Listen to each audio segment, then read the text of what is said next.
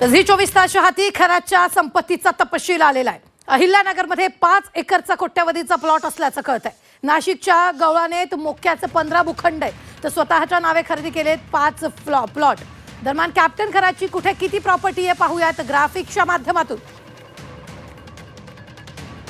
नाशिकच्या पाथर्डी आणि गवळानेत 15 भूखंड आहेत,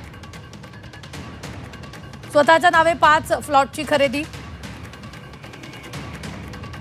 पत्नी आणि मुलीच्या नावे ही प्लॉटची खरेदी।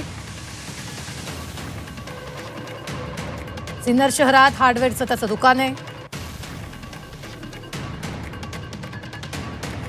2 मोठी दुकानं, शेजारी 2 एकर जागा आहे।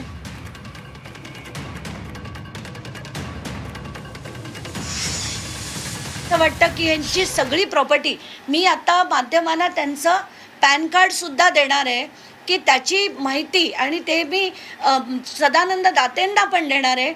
इन्कम टॅक्स अथॉरिटीजकडनं असली नसलेली सगळी त्यांची प्रॉपर्टी ही जप्त होऊन सरकार जमा झाली पाहिजे, अशीच माझी मागणी आहे।